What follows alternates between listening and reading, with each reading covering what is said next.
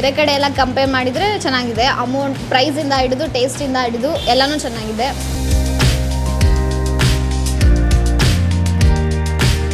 40 to 50% margin ಅಂತೂ ಉಳಿಯುತ್ತೆ definite ಆಗಿ.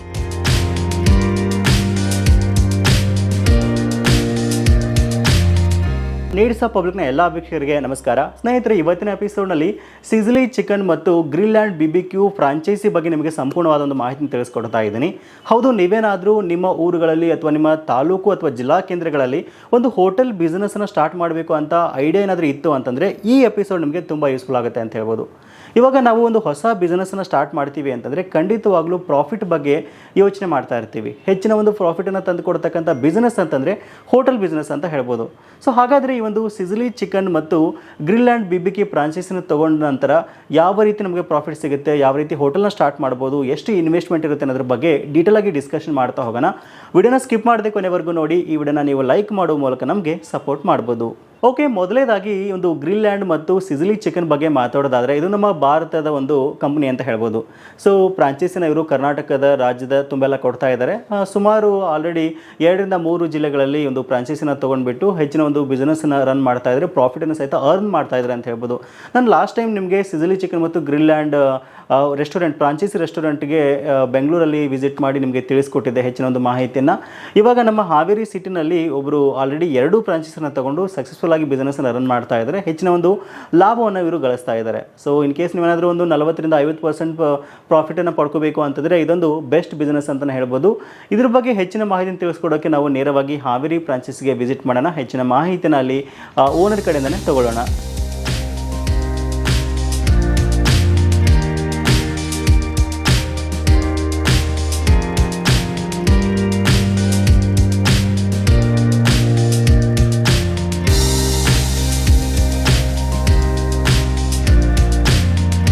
ಟೇಸ್ಟ್ ಚೆನ್ನಾಗಿದೆ ಸರ್. ಚಿಕನ್ ಲಾಲಿಪಾಪ್ ಚೆನ್ನಾಗಿದೆ.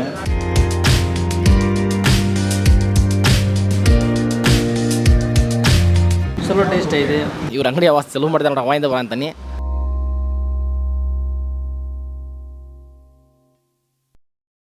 ಇವಾಗ ನಾವು ಹಾವೇರಿ ಗ್ರಿಲ್ಲ್ಯಾಂಡ್ ರೆಸ್ಟೋರೆಂಟಲ್ಲಿ ಇದ್ದೀವಿ. ನಮ್ಮ ಜೊತೆ ಅಶೋಕ್ ಸರ್ ಇದ್ದಾರೆ. ಸೊ ಹಾವೇರಿ ಗ್ರಿಲ್ಲ್ಯಾಂಡ್ ಫ್ರಾಂಚೈಸಿ ಓನರ್ ಅಂತ ಹೇಳ್ಬೋದು. ಅವ್ರನ್ನ ಎಪಿಸೋಡ್ಗೆ ವೆಲ್ಕಮ್ ಮಾಡೋಣ. ಅಶೋಕ್ ಸರ್ ನಮಸ್ತೆ. ಸರ್, ತುಂಬ ಖುಷಿ ಆಯಿತು ಹಾವೇರಿಯಲ್ಲಿ ಒಂದು ಗ್ರಿಲ್ಲ್ಯಾಂಡ್ ಫ್ರಾಂಚೈಸಿನ ಓಪನ್ ಮಾಡಿದ್ರೆ ಅಂತ. ಆ್ಯಕ್ಚುಲಿ ನಾನು ಲಾಸ್ಟ್ ವಿಡಿಯೋದಲ್ಲಿ ಬೆಂಗಳೂರು ಫ್ರಾಂಚೈಸಿಗಳೆಲ್ಲ ತೋರಿಸಿದ್ದೆ. ಸೊ ಇವಾಗ ನಮ್ಮೂರಿನಲ್ಲೇ ಒಂದು ಫ್ರಾಂಚೈಸಿ ತೋರಿಸೋಕ್ಕಂಥ ಒಂದು ಅವಕಾಶ ನಂಗೆ ಸಿಕ್ತು ನಮ್ಮ ಕಸ್ಟಮರ್ಸ್ಗೆ. ಸೊ ಮೊದಲನೇದಾಗಿ ಏನಕ್ಕಾಗಿ ನೀವು ಗ್ರಿಲ್ಲ್ಯಾಂಡ್ನೇ ಚೂಸ್ ಮಾಡಿದ್ರಿ ಅಂತ ನಮ್ಮ ವೀಕ್ಷಕರಿಗೆ ತಿಳಿಸ್ಕೊಡಿ. ಬಿಸ್ನೆಸ್ ಮಾಡಬೇಕನ್ನೋ ಪ್ಲ್ಯಾನ್ ಅಂತೂ ಇತ್ತು ನಮ್ಮ ಹತ್ರ. ಓಕೆ. ಸೊ ಫುಡ್ ಬಿಸ್ನೆಸ್ಸಲ್ಲಿ ಒಳ್ಳೆ ಪ್ರಾಫಿಟ್ ಇದೆ ಮತ್ತು ಕಂಟಿನ್ಯೂಸ್ ಆಗಿ ರನ್ನಿಂಗ್ ಆಗುತ್ತೆ ಅಂದ್ಬಿಟ್ಟು ಫುಡ್ ಬಿಸ್ನೆಸ್ನ ಚೂಸ್ ಮಾಡ್ಕೊಂಡ್ವಿ ನಾವು. ಈಗ ಟ್ರೆಂಡಿ ಆಗಿರೋದು ಫ್ರೈಡ್ ಚಿಕನ್ನು ಮತ್ತು ಬಾರ್ಬಿಕ್ಯೂ ಐಟಮ್ಸ್.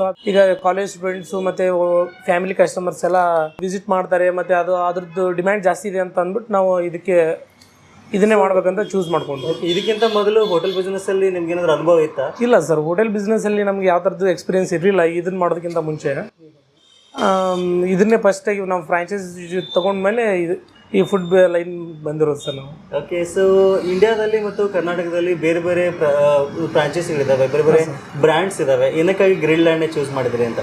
ಸರ್, ಬೇರೆ ಬೇರೆ ಫ್ರಾಂಚೈಸಿಗಳಿದ್ದಾವೆ ಸರ್. ನಾವಂತೂ ಕೆಲವೊಂದಿಷ್ಟು ಈಗ ನೇಮ್ನ ಮೆನ್ಷನ್ ಮಾಡೋಕೆ ಹೋಗಲ್ಲ ಸರ್. ನಾನು ಬೇರೆ ಬೇರೆ ಕಡೆ ಎಲ್ಲ ವಿಸಿಟ್ ಮಾಡಿದ್ದೆ. ಇವ್ರದ್ದು ಫ್ರೆಶ್ ಚಿಕನ್ ಯೂಸ್ ಮಾಡ್ತಾರೆ ಸರ್. ಇವ್ರು ಫ್ರೋಸನ್ ಐಟಮ್ಸ್ ಯಾವುದೂ ಯೂಸ್ ಮಾಡಲ್ಲ. ಚಿಕನ್ನ ಫ್ರೆಶ್ ತರಿಸ್ಬಿಟ್ಟು ಯೂಸ್ ಮಾಡ್ತಾರೆ. ನಾನು ಪರ್ಸನಲಾಗಿ ಇದನ್ನು ಟೇಸ್ಟ್ ಮಾಡಿದಾಗ ಚೆನ್ನಾಗಿ ಅನಿಸ್ತು ಸರ್. ಫ್ರೋಸನ್ ಚಿಕನ್ ತಿನ್ನೋದ್ರಿಂದ ಅದು ಚಿಕನ್ ತಿಂತಿದ್ದೇವೆ ಅನ್ನೋ ಫೀಲಿಂಗೇ ಬರಲ್ಲ. ಪರ್ಸನಲ್ ಆಗಿ ನನ್ನ ಒಪಿನಿಯನ್ ಸರ್, ಇದು ಎಲ್ಲರದ್ದು ಅಲ್ಲ, ನಂಗೆ ಗೊತ್ತಿಲ್ಲ. ಅದೇ ಕಾರಣಕ್ಕಾಗಿ ಈ ಫ್ರಾಂಚೈಸಿನ ಚೂಸ್ ಮಾಡ್ಕೊಂಡೆ. ಕಸ್ಟಮರ್ಸ್ ರಿವ್ಯೂನು ಆ್ಯಸ್ ಎಕ್ಸ್ಪೆಕ್ಟೇಷನ್ ನಾವು ಹೆಂಗೆ ಅನ್ಕೊಂಡು ಸ್ಟಾರ್ಟ್ ಮಾಡಿದ್ವಿ ಅದೇ ಥರ ಇದೆ ಸರ್. ಸೊ ಫಸ್ಟ್ ಟೈಮ್ ನೀವು ಗ್ರಿಲ್ಲ್ಯಾಂಡಿಗೆ ಕಾಲ್ ಮಾಡಿದಾಗ ರೆಸ್ಪಾನ್ಸ್ ಹೇಗಿತ್ತು? ನಾನು ನೆಟ್ಟಲ್ಲಿ ಸರ್ಚ್ ಮಾಡಿದೆ ಫಸ್ಟಿಗೆ ಮಾಡಿ, ಆಮೇಲೆ ಇವ್ರಿಗೆ ಕಾಲ್ ಮಾಡಿದೆ. ಒಬ್ಬರು ಫ್ರಾಂಚೈಸ್ ಡೀಲರ್ ಅನ್ಸುತ್ತೆ, ಅವರು ಕಾಲ್ ಪಿಕ್ ಮಾಡಿದರು, ಕನ್ನಡದಲ್ಲೇ ಮಾತಾಡಿದ್ರು. ಅವ್ರದ್ದು ನನಗೆ ಭಯ ಇತ್ತು, ತಮಿಳ್ನಾಡು ಫ್ರಾಂಚೈಸಿ ಇದು ಮೇನ್. ಸೊ ಅವರು ಕನ್ನಡದಲ್ಲಿ ಮಾತಾಡ್ತಾರೋ ಇಲ್ಲ ಅಂದ್ಬಿಟ್ಟು ಕನ್ವೀನಿಯೆಂಟ್ ಆಗುತ್ತೆ ಅಲ್ವಾ ಅಂತ ಅನಿಸಿತ್ತು. ಕನ್ನಡದಲ್ಲಿ ಮಾತಾಡಿದ್ರು ಸರ್. ಅವರು ಕನ್ನಡ ಸ್ಪಷ್ಟವಾಗಿ ಬರ್ತಿತ್ತು, ಹಾಗಾಗಿ ನಂಗೆ ಯಾವುದೇ ಪ್ರಾಬ್ಲಮ್ ಆಗಲೇ ಇಲ್ಲ. ಅವರೆಲ್ಲ ನನಗಿರೋ ಎಲ್ಲ ಡೌಟ್ಸ್ನು ಸಾಲ್ವ್ ಔಟ್ ಮಾಡಿಕೊಟ್ರು. ಸೊ ಇನ್ನೂ ಈಸಿ ಆಯ್ತು ಸರ್ ನನಗೆ. ಕಂಪ್ನಿ ಕಡೆಯಿಂದಂತೂ ಸರ್ ಬೇಕಾಗಿರೋ ಸಪೋರ್ಟು ಮತ್ತು ಅವರು ಏನೇನೆಲ್ಲ ಪ್ರೊವೈಡ್ ಮಾಡ್ತೀನಿ ಅಂತ ಹೇಳ್ತಾರೆ ಅದನ್ನೆಲ್ಲ ಡೆಫಿನೆಟಾಗಿ ಕೊಡ್ತಾರೆ ಸರ್. ಬಟ್ ಏನಂದರೆ ಬಿಸ್ನೆಸ್ ಈ ಫುಡ್ ಬ್ಯಾಕ್ಗ್ರೌಂಡ್ ಇಲ್ಲದೆ ಇರೋರಿಗೆ ಒಂದು ಏನು ಸ್ಮಾಲ್ ಸಜೆಷನ್ ಅಂದರೆ ಸ್ವಲ್ಪ ಸ್ಟಡಿ ಮಾಡಿಬಿಟ್ಟು ಲೈನ್ಗೆ ಬರಬೇಕು. ಓಕೆ, ಸೊ ಯೂಶಲಿ ಗ್ರಿಲ್ಯಾಂಡ್ ಅಲ್ಲಿ ನಮಗೆ ವೆಜ್ ಮತ್ತೆ ನಾನ್ ವೆಜ್ ಎರಡು ಆಪ್ಷನ್ ಇರುತ್ತೆ. ಹಾಂ ಸರ್. ಸೊ ನಿಮ್ಮ ಈಗ ಒಂದು ಹಾವೇರಿ ಕಸ್ಟಮರ್ಸ್ ನಾವು ತಗೊಂಡಾಗ ಯಾವುದು ಜಾಸ್ತಿ ರನ್ನಿಂಗ್ ಅಲ್ಲಿ ಇದೆ ಸರ್? ಇಲ್ಲಿ ಪರ್ಟಿಕ್ಯುಲರ್ ಆಗಿ ಹಾವೇರಿ ಕನ್ಸಿಡರ್ ಮಾಡಿದರೆ ಇಲ್ಲಿ ಯಾವುದು ಫ್ರೈಡ್ ಚಿಕನ್ದು ರೆಸ್ಟೋರೆಂಟ್ ಅದು ಯಾವುದೂ ಇಲ್ಲ. ಮತ್ತು ನಮ್ಮ ಟೇಸ್ಟ್ ಒಳ್ಳೇದು ಇರೋದ್ರಿಂದ ಫ್ರೈಡ್ ಚಿಕನ್ಗೆ ತುಂಬ ಒಳ್ಳೆ ವ್ಯಾಲ್ಯೂ ಇದೆ. ನಾನ್ ವೆಜ್ಜು ಮತ್ತು ವೆಜ್ ಎರಡೂ ಬ್ಯಾಲೆನ್ಸಿಂಗ್ ಆಗಿ ಹೋಗುತ್ತೆ.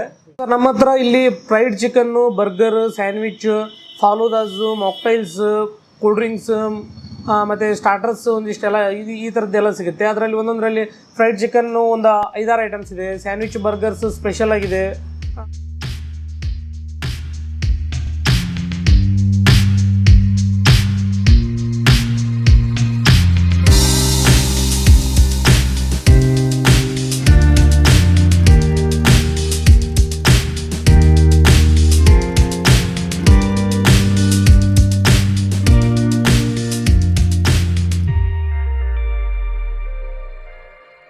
ಆಕ್ಚುಲಿ ಇವಾಗ ಒಂದು ಬಿಸ್ನೆಸ್ ನಾವು ಸ್ಟಾರ್ಟ್ ಮಾಡ್ತೀವಿ ಅಂದ್ರೆ ಖಂಡಿತವಾಗ್ಲೂ ಪ್ರಾಫಿಟ್ ಮತ್ತು ಲಾಸ್ನ ಪ್ರತಿಯೊಬ್ಬರು ಯೋಚನೆ ಮಾಡ್ತಾ ಇರ್ತಾರೆ. ಸೊ ಒಂದು ಗ್ರಿಲ್ಯಾಂಡ್ ನಾವು ಚೂಸ್ ಮಾಡಿದಾಗ ಪ್ರಾಫಿಟ್ ಮಾರ್ಜಿನ್ ಯಾವ ರೀತಿ ನಿಮ್ಗೆ ಅನ್ಸುತ್ತೆ ಸರ್? ಗ್ರಿಲ್ಯಾಂಡ್ದು ಪ್ರಾಫಿಟ್ ಮಾರ್ಜಿನ್ ಬಂದ್ಬಿಟ್ಟು ಹತ್ತತ್ರ ಒಂದು 40 to 50% ಇದೆ. ನಿಮಗೆ ಇದಕ್ಕಿಂತ ಮುಂಚೆ ಹೋಟೆಲ್ ಬಿಸ್ನೆಸ್ ಎಲ್ಲ ಐಡಿಯಾನೇ ಇಲ್ಲ ಅಂತ ಹೇಳಿದ್ರೆ ಫಸ್ಟ್ ಟೈಮ್ ಸ್ಟಾರ್ಟ್ ಮಾಡಿದ್ದೀರಾ. ಸೊ ಹೇಗೆ ಟ್ರೈನಿಂಗ್ ಎಲ್ಲ ಹೇಗೆ ಕೊಟ್ಟರು, ಆಮೇಲೆ ನೀವೇ ಕುಕ್ ಮಾಡ್ತೀರಾ ಅಥವಾ ಹೇಗೆ? ಸರ್ ಟ್ರೈನಿಂಗು ನಮಗೆ ನನಗೆ ಕುಕ್ಕಿಂಗಲ್ಲಿ ಯಾವ ನಾಲೆಜು ಇರಲಿಲ್ಲ ಸರ್, ಜೀರೋ ನಾಲೆಜ್. ಬಟ್ ಏನಂದರೆ ಐಟಮ್ಸ್ ಎಲ್ಲ ಇಲ್ಲಿಗೆ ಗ್ರಿಲ್ಯಾಂಡ್ದು ಮತ್ತು ಸಿಜ್ಲಿ ಚಿಕನ್ದು ಏನಿದೆ ತುಂಬ ಈಸಿ ಇದೆ ಸರ್. ಅವರು ಎಲ್ಲ ಆಲ್ಮೋಸ್ಟ್ 75% ವರ್ಕ್ನ ಅವರೇ ಮಾಡಿಬಿಟ್ಟಿರ್ತಾರೆ. ಮಾಡೋ ಐಟಮ್ಸ್ ಎಲ್ಲ ತುಂಬ ಈಸಿ ಆಗಿದೆ. ಅಲ್ಲಿಂದ ನಮಗೆ ಶೆಫ್ ಬಂದಿದ್ರು, ಟ್ರೈನರ್ ಅಂತ ಬಂದ್ಬಿಟ್ಟು 5 ದಿನ ಅವರು ನಮ್ಮ ಕಿಚನಲ್ಲೇ ಟ್ರೈನಿಂಗ್ ಕೊಟ್ಬಿಟ್ಟು ಹೋದ್ರು ಅವರು. ಸೊ ಮಾಡ್ತೀವಿ ಸರ್, ನಾನು ಮಾಡ್ತೀನಿ, ಶೆಫ್ ಅಂತ ಈ 2 ಹುಡುಗರು ಇದ್ದಾರೆ, ಅವರು ಮಾಡ್ತಾರೆ ಸರ್, ಚೆನ್ನಾಗಿ ಮಾಡಿಕೊಡ್ತಾರೆ. ಟೇಸ್ಟ್ ವೇರಿಯೇಷನ್ ಆಗೋದೇ ಇಲ್ಲ ಸರ್, ಯಾರು ಮಾಡಿದ್ರು ಒಂದೇ ಟೇಸ್ಟ್ ಬರುತ್ತೆ. ಓಕೆ, ತುಂಬಾ ನೀಟಾಗಿ ಡಿಸೈನ್ ಮಾಡಿದ್ದಾರೆ ಎಲ್ಲ. ನಂಗೆ ಖುಷಿ ಆಯ್ತು ಒಳಗಡೆ ಬಂದ ತಕ್ಷಣ.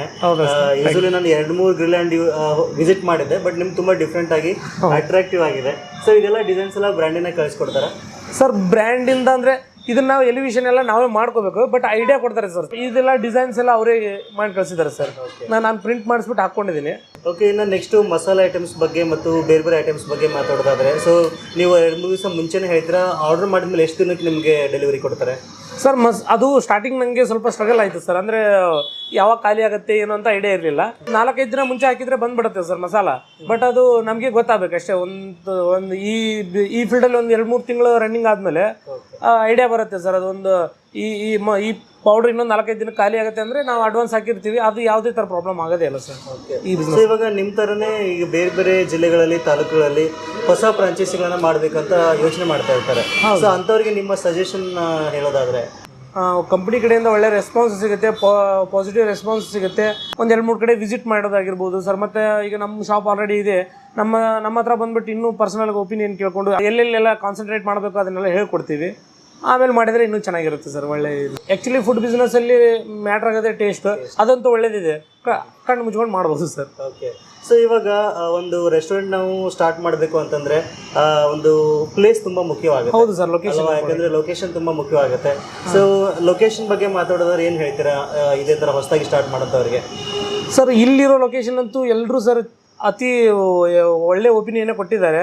100% ನಾವು ಲೊಕೇಶನ್ ಚೂಸಿಂಗಲ್ಲಿ ಸಕ್ಸಸ್ ಆಗಿದ್ದೀವಿ. ಅದು ನೆಕ್ಸ್ಟ್ ಮಾಡೋರು ಅವರ ಅಸಂಪ್ಷನ್ ಮೇಲೆ ಡಿಪೆಂಡ್ ಆಗಿರುತ್ತೆ ಸರ್. ಅಂದರೆ ನಾನು ಹೇಳಿದೆ ಅಂದರೆ ಒಂದು 2-3 ಸಾವಿರ ಬಾಡಿಗೆ ಜಾಸ್ತಿ ಆದರೂ ಪರವಾಗಿಲ್ಲ, ಒಳ್ಳೆ ಲೊಕೇಶನ್. ಈಗ ಜನಗಳು ವಾಕ್ ಮಾಡ್ತಕ್ಕಂಥ ಏರಿಯಾಗಳಲ್ಲಿ, ಜಾಸ್ತಿ ಸ್ಟೂಡೆಂಟ್ಸ್ ಇರ್ತಕ್ಕಂಥ ಏರಿಯಾದಲ್ಲಿ ಮಾಡಿದ್ರೆ ಒಳ್ಳೇದು ಅಂತ. ಹಾಂ ಸರ್, ಮತ್ತೆ ಜಾಸ್ತಿ ಇದು ಫ್ರೈಡ್ ಚಿಕನ್ ತಿನ್ನೋದಕ್ಕೆ ಬರೋದು ಸ್ಟೂಡೆಂಟ್ಸ್ ಸರ್. ಪಾರ್ಕಿಂಗ್ ಏರಿಯಾ ಮತ್ತು ಒಳ್ಳೆ ಶಾಪಿಂಗ್ ಏರಿಯಾದಲ್ಲಿ ಮಾಡಿದರೆ ಚೆನ್ನಾಗಿರುತ್ತೆ ಸರ್ ನನ್ನ ಪ್ರಕಾರ.